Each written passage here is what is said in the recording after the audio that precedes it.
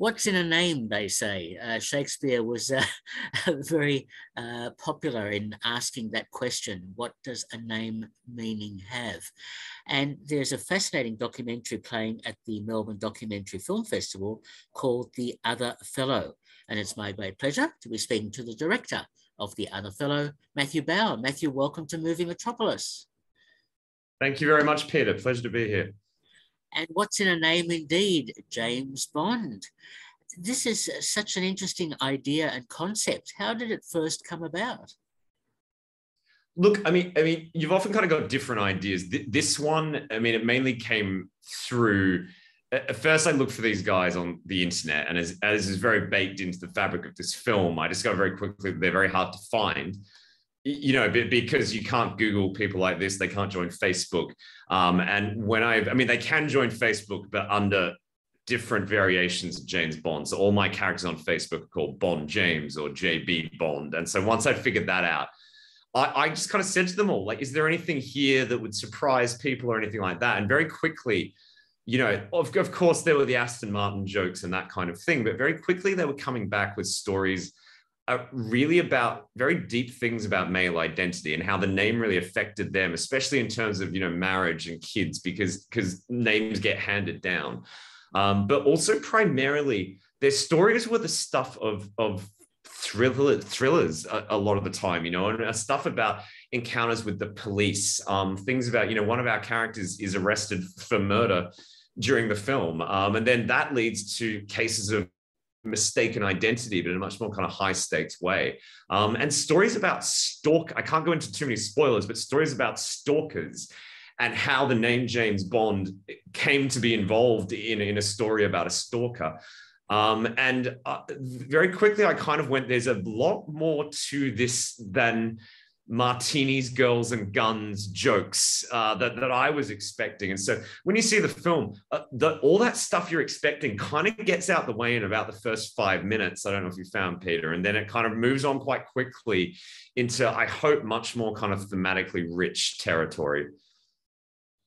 It certainly is that, because there's such a diverse range of people.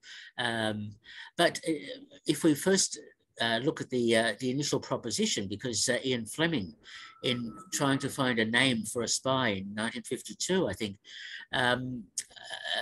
accidentally stumbled on the name James Bond. He did, yeah. And he said what he was looking for was a really flat, quiet name, because often heroes of the time were called things like Peregrine Carruthers or even Sherlock Holmes, these quite kind of mannered names. And Fleming wanted something different for his character. He wanted a really simple name. And so he saw the name James Bond, and James Bond's a really good name. It rolls off the tongue. And if you look at kind of other, especially, I don't know, I'm not a linguistics expert, Peter, but I think there is something to the fact that Jason Bourne and Jack Bauer, that you do have this thing of JB. I think there's something that rolls off the tongue well with that combination of letters or what have you.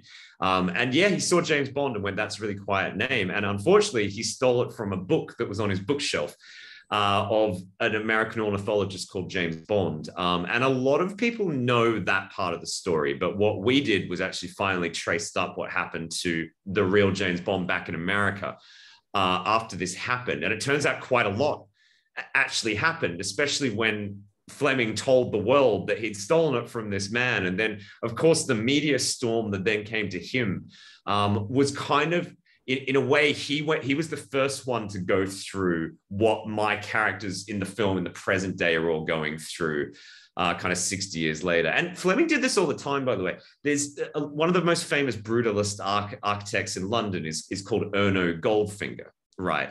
Now, Fleming hated his architecture. And so that's why he called Goldfinger as kind of a stab at this person he saw as blighting the London cityscape with this brutalist architecture. And Erno Goldfinger too was pretty pissed off about this and actually wrote to them. And that's why at the front of the Goldfinger book is one of the first instances of things saying that, you know, this is a work of fiction that has any names or whatever are not derived from real people, is because of Goldfinger's reaction to this. So it wasn't just the James Bond name. Fleming actually did this a lot. Very, very interesting. And it all leads, of course, to the idea does a name define the person, or does the person define the name? I mean, weirdly, it kind of does, and I think that there's a joke in Seinfeld, which is, there's a word, there's an academic term for this that I can't remember off the top of my head, but basically it's the idea of, if you call your kid bozo, they have a higher chance of becoming a clown. And I think there are things, and I think this film really addresses it, of names do kind of really shape a person, and you think of certain people and you're like, yeah, he's a bit of a Steve, or he's a bit of a Ryan or whatever. And I think these things do have a thing. And specifically with the name James Bond, it absolutely shapes who you become, and not in any specific way, but just because when this is your name, you are hearing about this multiple times a day. And especially as a man, you are being compared to the most famous man in the world every single day of your life. And you either go with it or you go against it. And often that depends on how like you are James Bond. So, one of our characters in the film is a British man who's very much a handsome, straight British, a bit of a James Bond, if you will. And he found it the hardest, and eventually actually changed his name to something else because he couldn't take it. Whereas I think we've really tried to choose some like black James Bonds and gay James Bonds in this film to show that difference. But I think for them in some ways it's easier because they can more clearly show the difference. So it can result in a million different things for these guys, but it still has an effect either way for sure. How interesting. Now, because this is your first feature documentary, if I'm not mistaken, how easy was it to get production behind you to be able to travel the world to interview these people? Sure. I mean, this started as my thesis film at like NYU Film School. So at least for a lot of the American stuff you see, we kind of did that in one go. And that's because from the school, you get a small amount of production stipend, but more than that, you get the camera equipment and the insurance, which in film is half the fun a lot of the time. So through that, we kind of got a lot of the early stuff kind of done out. And then, I mean, we were actually filming this from Skyfall all the way up to No Time to Die. And, thankfully, because it's documentary, we would just get $1,000 together and film every few months, and kind of go, we need a bit of a reenactment here, and kind of really just took our time slowly building this. And especially what I love about documentary and reenactment is because you can always cut back to an interview, you can actually pull off some quite major action sequences because you don't need to film every shot in that action sequence. You can cut back to somebody saying, and then the plane exploded, without actually going to show that part of it.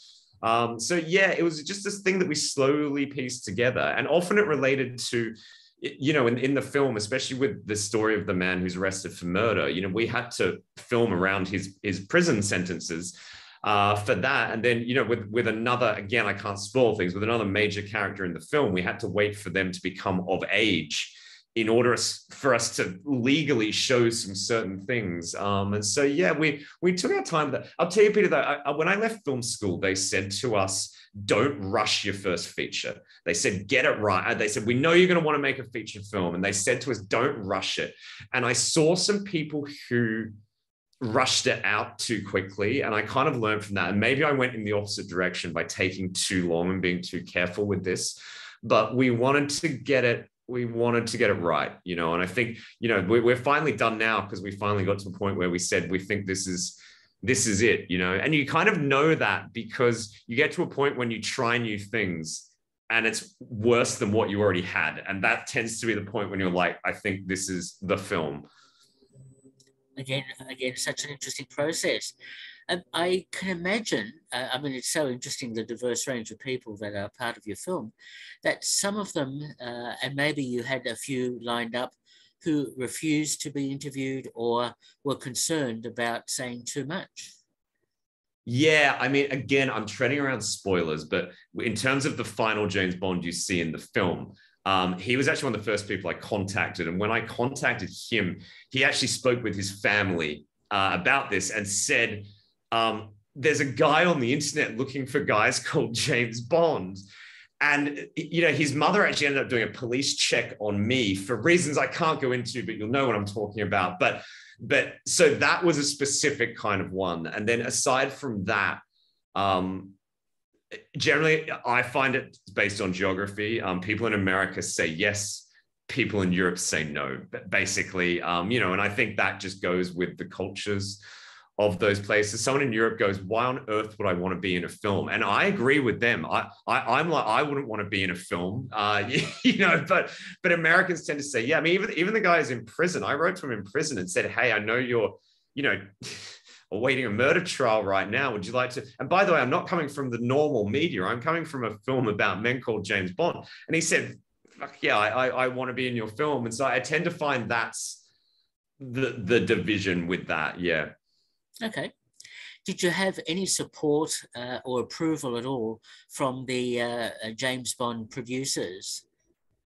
No, we're very much a separate kind of entity. And there is an entire industry, especially in the UK, of, I guess, what you call like ancillary Bond content, whether that's books about the films or even like other films about the films. But I'd say we were careful, but also it just wasn't necessary for us. We didn't feel the need to use like clips from any Bond film or something, because these guys are not affected by the plot of Goldfinger. That's not what this is. These guys are affected by what you call the James Bond phenomena. And that's actually, the news stories about James Bond, the CNN stories about James Bond, often ads for other products related to James Bond. And the billboards and advertising, all of that noise that exists in our world, including your YouTube video we're making now today, of all the James Bond noise out there. And so that's what we used a lot more. And that was more our thing, of that general James Bond noise. The actual films themselves are not of specific concern to my characters, if you know what I mean. Obviously, in the last one, where I don't want to give away spoilers, but something very dramatic happens at the end of the last James Bond film to the character James Bond. And some of my guys were very happy about that. Some of them thought that was fantastic, and that maybe it might mean the end of the James Bond films. Of course, it won't be, but it kind of maybe gave them a glimmer of hope. Very interesting. Was the film always going to be titled The Other Fellow? Because I can imagine other possible titles. Yeah, the original title was This Never Happened to the Other Fellow. I mean, it's based on the line from George Lazenby in On Her Majesty's Secret Service, where referring to, a girl running away from him, he turns to the camera and says, this never happened to the other fellow, meaning this would never happen to Sean Connery, who was a lot more famous than Lazenby was. And we feel that our guys, actually on our poster, we try and get that across, which is, it's this David and Goliath thing where, it's our little guys versus the giant other fellow, which is James Bond. So it's a slightly niche James Bond reference, but yeah, it's kind of what we stuck with. I started to think maybe we should call it like Meet the Bonds or something, or My Name is Bond, James Bond or something. But actually, a lot of the people I work with who are even less James Bond fans than I am actually really kind of like the title. It's weird as a filmmaker, when you've stared at the title of your own film for so long, when you stare at any word for so long, it doesn't make sense anymore. I kind of get a bit of that way with it, but yes, we've stuck with the title. Okay, very good. Now, tell me about the editing process, because that's always where the film is really completed. What was your process in the editing? This film had a long editing process, because I think there was in the end, the simplest version of this film is what we made. But because there are several different characters around the world, we did try a lot of edits where there was a huge amount of intercutting between them all. And actually, in the end, the structure we had in the end, which was kind of very much focusing on one story at a time, was what worked best for us in the end. But it took a while to get there. But basically, for me, the pandemic was a big thing, because I finally had nothing to do except this film. And I kind of got a pretty reasonable rough cut together, but enough of a rough cut for me to realize I actually needed an editor. And an editor is a very specific thing, and they have specific training, but a director doesn't. And so I actually found this amazing editor called Leslie Posso, who she was a recent graduate, but she was kind of the star recent graduate of NFTS, which is a film school in London. So I managed to get her while I could still afford her. And she Oh, she's like my angel. She put my film together finally. And weirdly enough, she made the film I always wanted to make. She just had the skills to actually get it there. Yeah. And so she took about another year of it. Yeah, probably starting about 18 months ago. And really got it into shape. My cut was about 2 hours and 20 minutes long, and I didn't know what to lose. And so I call her the slasher. She came in, and at first I thought gutted my film, but actually she made it the very sleek, efficient engine that it now kind of actually is. So yeah, any filmmakers out there, especially first time, and my one regret on this film is not getting a real kind of editor like that in earlier. It's a very specialized skill that, well, it's hard these days. It's like how everyone thinks they're a photographer these days because they've got a camera. And I think what's hard these days with digital cinema and the fact with, every filmmaker has got Premiere Pro or Final Cut Pro on their computers is we all now think we can edit our own films. And I think that, back in the day, you needed the editor because they had the edit suite and the Steinbeck to cut the film and that kind of thing. But it's not just equipment. It's a specialized skill. And often the skill is that they are not as attached to the content as you are. They were not there at 3 a.m. in the rain, filming it, using the last $20 on their credit card. They don't care. They just take what's necessary and get rid of everything else. Very, very interesting. And yes, the editing process is always fun and games, but yes, I like that term, the slasher. That's that's a good one. Now, Matthew. Honestly, on my next film, I would actually probably like to be less involved in the editing process. Actually, I think it's a real. I think it's. I kind of learned through this that there's a point when my job ends, and you have to trust an editor to take it and really do their own thing. I think I'll have a much easier time just stepping back from that process a little bit. Sorry, go on. No, that's fine. That's fine. So the film is premiering at the Melbourne Documentary Film Festival, which is great. Kudos to you. It is, yeah, it's awesome. It's awesome to have our Australian premiere. It's there next week on Tuesday at the Cinema Nova. I've never been to the Cinema Nova, but I'm told it's a very decent Australian art house cinema. It is. It's really exciting, especially in my home nation, to be having our premiere here. Excellent stuff. And the plan is to have the film distributed later on, I gather. Yeah, we're going around the kind of international film festival circuit right now. And then the plan is to have it distributed. Yes, the wheels are in motion on that, and hopefully we know a little bit more soon about where people will be able to see it on a kind of wider basis. But yes, there should be an answer to that soon.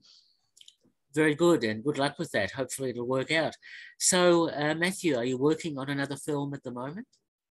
Yeah, I'm working on a documentary, another documentary, which is called Ethanol, and it's what. Often I think even with this film, often my thing is like, well, I can't believe no one's made that before. And I'm very surprised that there isn't the cowspiracy or the inconvenient truth of alcohol out there, given that alcohol is the world's #1 drug problem by orders of magnitude. It's 10 times at least worse than every other drug combined. But documentary cinema is full of all these cocaine documentaries because it's so sexy, those drugs, they're so sexy, and yet we ignore the world's #1 drug problem, which is so big that we don't even see it's there. The film is called Ethanol, which is the actual drug that people around the world consume on a daily basis. Even though we call it all these romantic names like vino in this country and all this nonsense. So I think it's a film that's just addressing, yes, the drug that this is, which is called ethanol. So I think that's up next. Not a film about people called Luke Skywalker. I think I'm leaving this genre behind. But you're certainly continuing the theme, what's in a name and what does the name mean? Yeah, yeah, it's funny you say that. I think the name thing kind of is important. I think, my angle with this, no one wants to watch a film saying, don't drink kids, because we've all kind of seen variations on that before. But I do see it as a big problem. I mean, cocaine is actually called coke. So we're slightly going off track here, but cocaine is actually called cocaine. Heroin is actually called heroin. MDMA is actually called MDMA. That's the actual chemical name. But there's this drug called ethanol, which we have masked, firstly by calling it alcohol, but then also by calling it beer, wine, spirits. And then each beer has its own different varieties. And then each one of them has its own kind of different brand names and all of this kind of nonsense. And it's this giant web which masks what's at the center of it, which is this, drug that makes people very angry and violent and do stupid things and hurt the people they love. And so I think I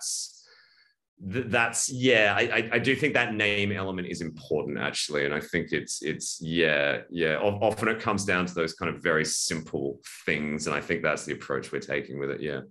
Look forward to it. It really sounds interesting. Look, it's been a pleasure talking to you. We've been speaking to Matthew Bauer, the director of The Other Fellow, screening as part of the Melbourne Documentary Film Festival next week at the Nova. Matthew, thank you so much for talking with me. Thank you very much, Peter. It was lovely doing it. Thank you. Bye-bye.